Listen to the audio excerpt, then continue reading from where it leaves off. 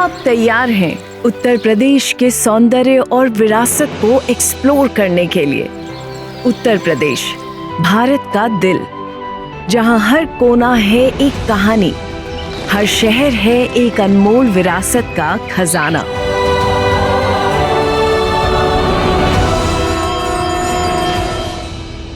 यहाँ हर कदम पे एक नया एहसास है। आइए खोजें उत्तर प्रदेश की खूबसूरती, उसके इतिहास और संस्कृति को, और बने शहर से शहर का मुसाफिर। आपका स्वागत है उत्तर प्रदेश में।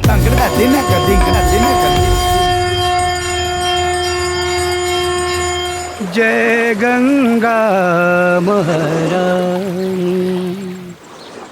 हे भवानी मैया, जय हो गंगा महारानी। तेरो निर्मल बहता धारा, जय गंगा महारानी, जय हो गंगा महारानी।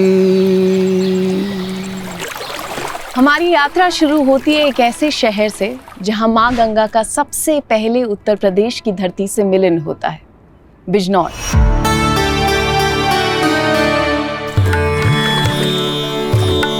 यहाँ बहती ये नदी न सिर्फ भौगोलिक बल्कि आध्यात्मिक मील का पत्थर भी है।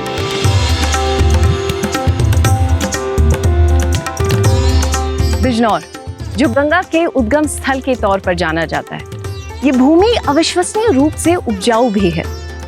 ये मिट्टी किसी अन्न कहे नायक की तरह अपनी मुख्य फसलों का भरण पोषण करती है। ये भूमि गन्ने, धान, आम और कई अन्य फसलों के लिए जानी जाती है।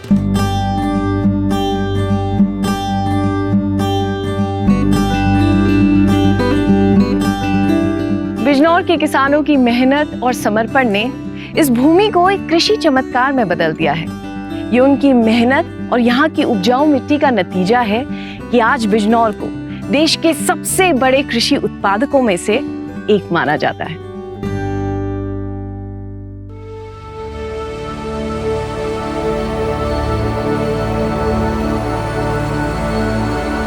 इस भूमि की उदार प्रकृति से मंत्रमुग्ध होने के बाद आइए अब रुक करते हैं भव्य गंगा आरती का, जहां श्रद्धालु इस पवित्र नदी के प्रति अपना आभार प्रकट करते हैं।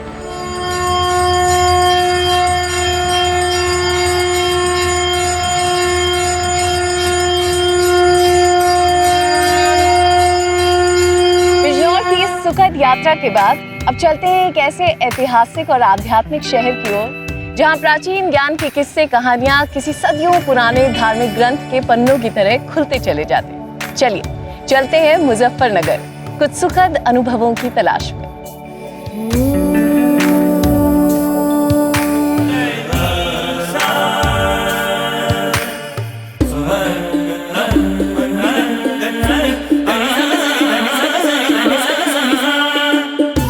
शुक्रताल, मुजफ्फरनगर के पास बसा ये पवित्र स्थल, जहां पूज्य ऋषि शुकदेव गोस्वामी ने महाराज परीक्षित को पवित्र ग्रंथ भागवत पुराण सुनाया था। और ये वही स्थल है जिसने 5000 वर्षों से भी अधिक समय के लिए इस अनंत ज्ञान को संजो कर रखा है।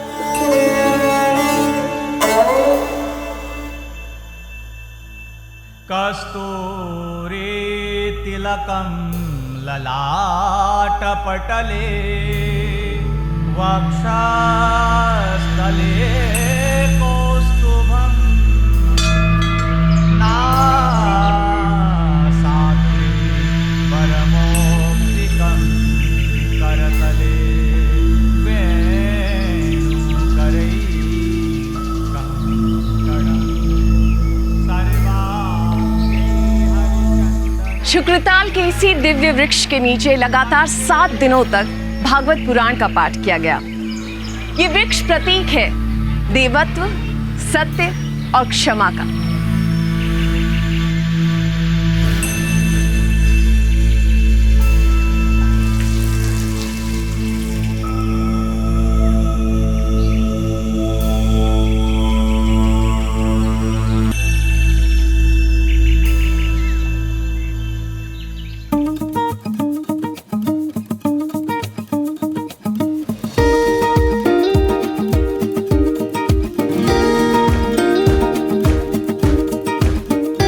अब हम आ गए हैं मुजफ्फरनगर शहर के बीचों बीच बसी एक खूबसूरत जगह। वो जगह जो शहर के शोरगुल से दूर आपको मन के भीतर तक शांति देती है।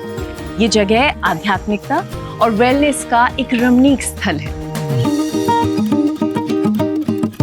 It's first countryside wellness experience which you can have here. Ancient India की मोस्ट इम्पॉर्टेंट जो आर्ट्स हैं जो लोग भूल चुके हैं, जैसे आयुर्वेदा जो सबसे पुरानी पद्धति जो ट्रीटमेंट की थी, वही चीज़ हम यहाँ पर ट्रीटमेंट देते हैं। इसमें हमने वेलनेस को बहुत ज़्यादा ध्यान रखा है और इसमें नेचर का बहुत बड़ा रोल होता है।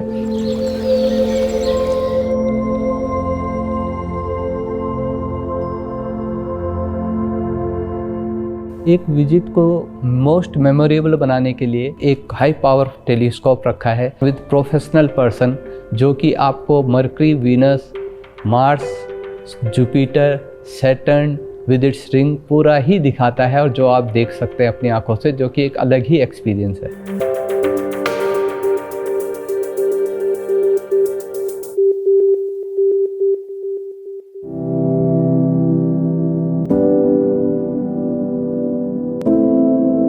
योगा जो आपके माइंड को और बॉडी को रिलैक्स फील कराता है, अंडर वन रूफ हम यहाँ रिप्रेजेंट कर रहे हैं विद मॉडर्न फैसिलिटीज़।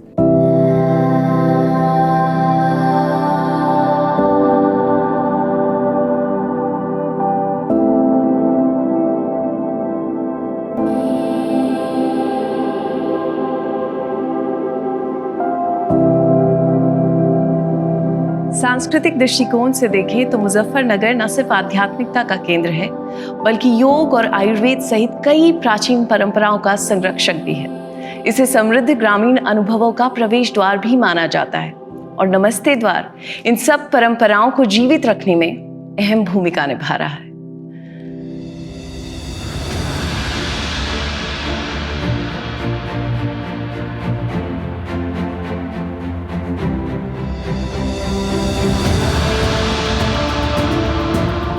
सांस्कृतिक और आध्यात्मिक शहर मुजफ्फरनगर के बाद अब हम पहुंच गए हैं एक ऐसे शहर जहां के शहीद स्मारक से स्वतंत्रता संग्राम के इतिहास की हुंकार उठती है।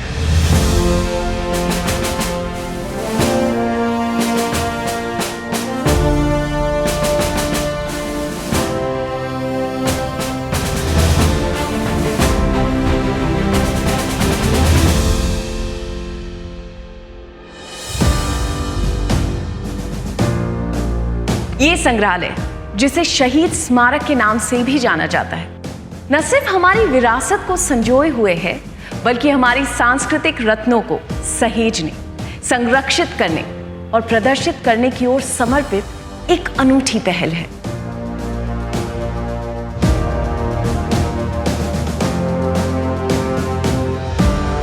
यहाँ कई ऐसे स्मृति चिन्ह भी मौजूद हैं जो हमारे इतिहास को बयान करते हैं। निरंतर बढ़ता हुआ ये संग्रहालय न सिर्फ इतिहास को संरक्षित करता है, बल्कि यहाँ आने वाले हर पर्यटक को प्रेरित और शिक्षित करके अपनी विरासत के प्रति जागरूक भी बनाता है। जहाँ ये संग्रहालय लोगों को इतिहास से जोड़ रहा है, वहीं ये शहर लोगों को खेल से भी जोड़ता है, जहाँ हर गली कूचा क्रिकेट से गुलजार है।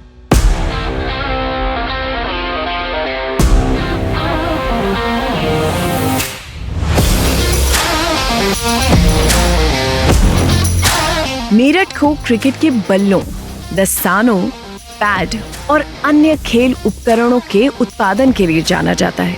लेकिन जो बात वास्तव में इस शहर को अलग बनाती है, वो है भारत की स्पोर्ट्स सिटी के रूप में इसकी पहचान।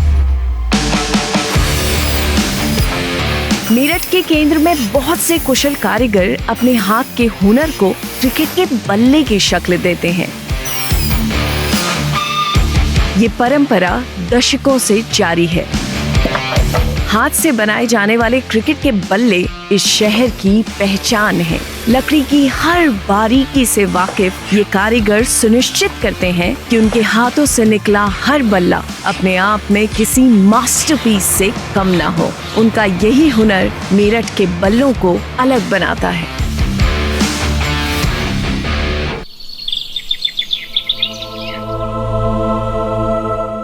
भारतीय इतिहास के अध्याय के छिपे हुए रत्न सरधना में आपका स्वागत है।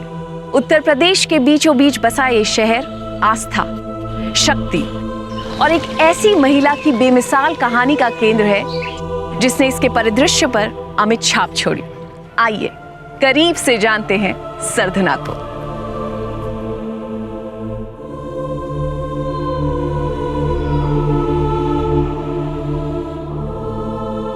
एक इटालियन आर्किटेक्ट द्वारा डिजाइन इस चर्च की वास्तुकला अनेक शैलियों का आकर्षक मिश्रण है। डोरिक स्तंभों से सजा इसका बरामदा हमें एक अष्टकोणीय गुंबद की ओर ले जाता है, जहां सूरज की रोशनी बिखरी रहती है, जो इसकी भव्यता में चार चांद लगाते हैं।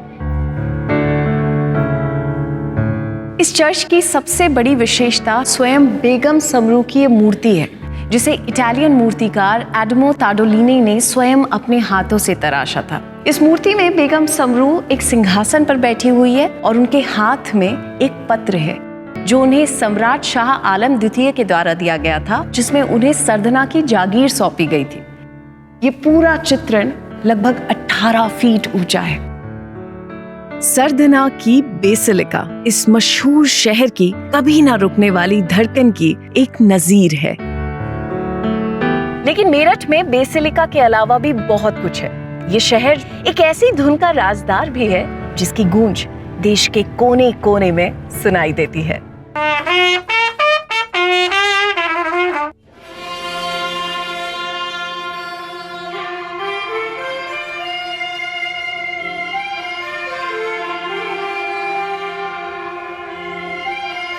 बहुत से लोग ये नहीं जानते कि मेरठ भारत में विंड इंस्ट्रूमेंट उद्योग का धड़कता हुआ दिल है। कश्मीर से लेकर कन्याकुमारी तक शादियों में इस्तेमाल किए जाने वाले बिगुल, तुरही, कॉर्नेट, शहनाई जैसे अन्य कई 95% विंड इंस्ट्रूमेंट्स का निर्माण यही किया जाता है। मेरठ को भारत के सबसे बड़े विंड इंस्ट्रूमेंट उद्योग का घर होने का दर्जा हासिल है। हुनरमंद कारीगर अपनी कला को धार देते हुए ऐसे वाद्य यंत्र बनाते हैं जिनसे न केवल संगीत निकलता है बल्कि ब्रास बैंड की समृद्ध परंपरा को भी बढ़ावा मिलता है। मेरठ से ब्रास बैंड खरीदने के लिए पर्यटकों को आमंत्रित किया जाता है।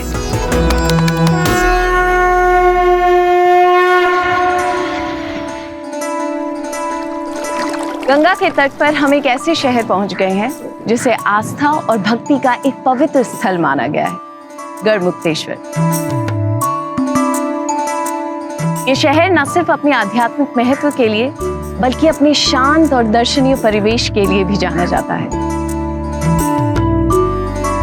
देश भर से श्रद्धालु पवित्र गंगा में डुबकी लगाने गढ़मुक्तेश्वर आते हैं। ऐसा माना जाता है कि गंगा में डुबकी लगाने से आपकी आत्मा शुद्ध हो जाती है। गंगा के इस तट से कई आध्यात्मिक मूल्य जुड़े हुए हैं।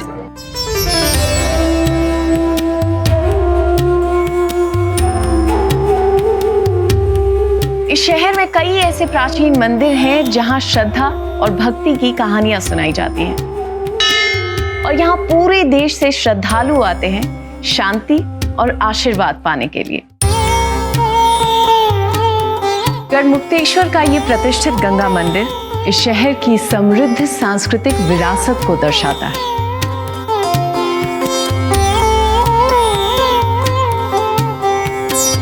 हमारी इस यात्रा में पवित्र गंगा नदी अब हमें ले जा रही है उस शहर की ओर जिसके नाम से पहले उसकी खुशबू आप तक पहुंच जाती है, Kannauj, the perfume city.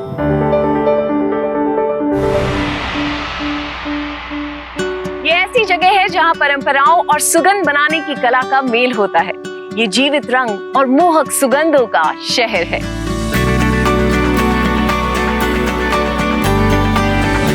Noor Jahan अपने महल में नहा रही थी, गुलाब की पंखुड़ियां डाल दी, तो जब सूरज की किरणें जब उस पे पड़ी तो उसमें से कुछ बूंदें उसमें आ गई पानी में, तो उसमें खुशबू आ रही थी।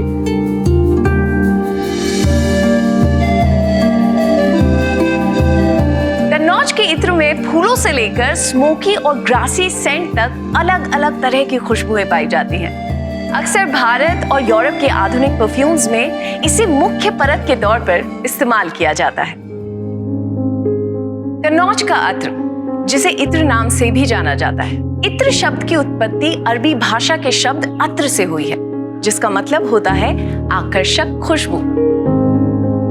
पारंपरिक अत्र बनाने के लिए नेचुरल चीजें इस्तेमाल होती हैं, जिसमें अलग अलग तरह के ऑयल्स होते हैं ताकि वो तरल रहे और आपकी त्वचा पर लंबे समय तक टिकने वाले बने।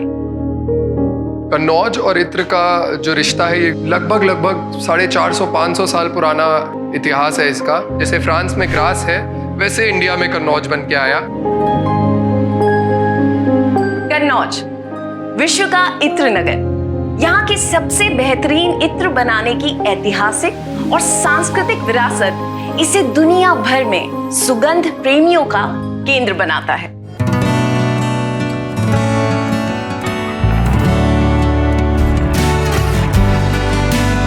भारत के उत्तर प्रदेश राज्य के दूसरे सबसे बड़े जिले सोनभद्र में आपका स्वागत है।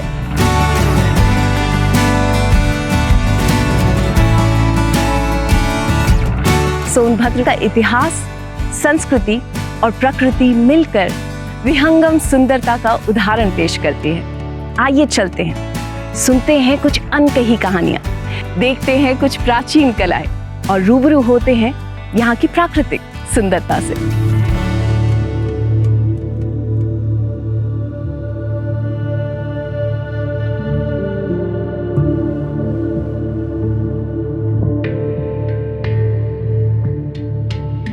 सोनभद्र अपनी प्राचीन केव पेंटिंग साइट्स के लिए प्रसिद्ध है, जो हमें हमारे बीते इतिहास की एक झलक देती है।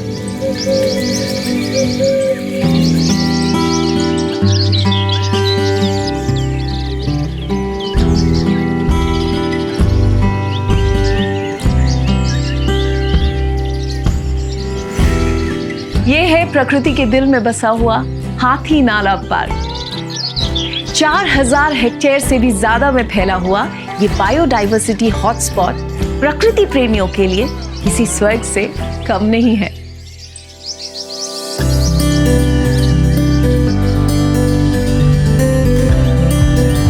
हाथी नाला पार्क न सिर्फ पर्यटकों को लुभाने में बल्कि पर्यावरण संरक्षण में भी अहम भूमिका निभा रहा है।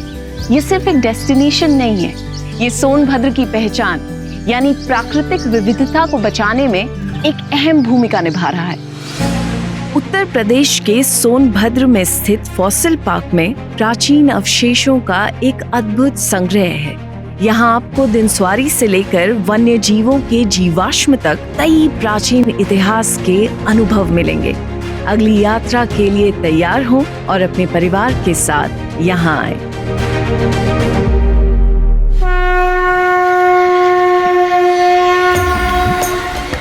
प्रयागराज, जहाँ गंगा, यमुना और सरस्वती जो अदृश्य रूप में हैं, इन तीनों नदियों का मिलन होता है और इस स्थान को त्रिवेणी संगम के नाम से जाना जाता है।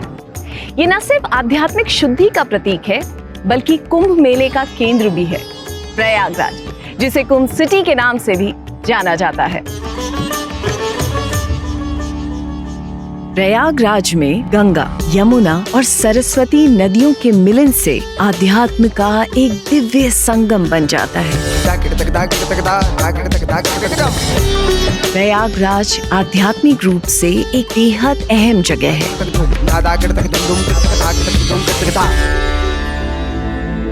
माना जाता है कि कुंभ मेले की उत्पत्ति प्रयागराज में गिरी अमृत की बूंदों से हुई, जिससे ये सबसे बड़ा धार्मिक आयोजन बन गया।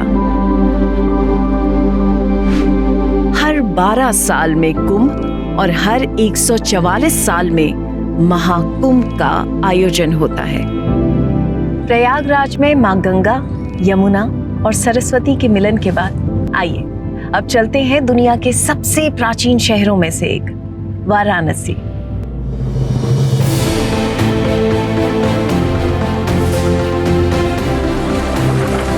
वाराणसी में लगभग 23,000 पूजा स्थल हैं, जहां आध्यात्म को समय में नहीं बांधा जा सकता।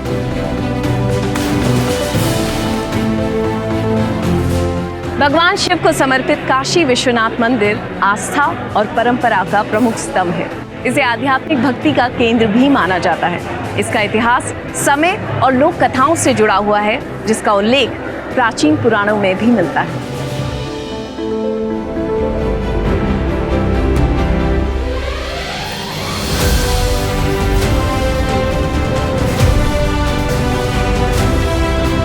काशी विश्वनाथ मंदिर न सिर्फ सांस्कृतिक और धार्मिक समृद्धि का प्रतीक है, बल्कि आध्यात्मिक ऊंचाइयों को भी प्रतिष्ठित करता है। ये न सिर्फ भारतीयों के लिए, बल्कि दुनिया भर में अलग अलग जगहों पर बसे लगभग 100 करोड़ से भी ज्यादा हिंदुओं के लिए सबसे पवित्र स्थलों में से एक है।